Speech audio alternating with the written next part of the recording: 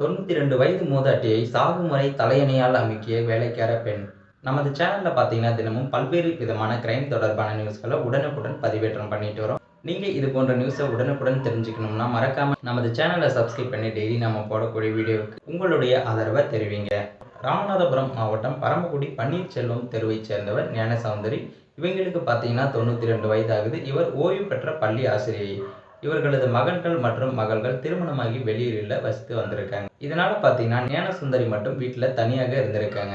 இவரது வீட்ல பார்த்தீங்கன்னா, கரூரைச் சேர்ந்த அன்னலட்சுமிங்கிற ஒரு பெண்மணி பார்த்தீங்கன்னா, வீட்டு வேலைக்காக சேர்த்திருக்காங்க. நேற்று அதிகாலை ஞானசுந்தரி படுக்கையில் சடலமாகவும் கிடந்திருக்காங்க. இதனை பார்த்த வேலைக்கார பெண் உறவினர்களுக்கு தகவல் தெரிவிச்சிருக்காங்க.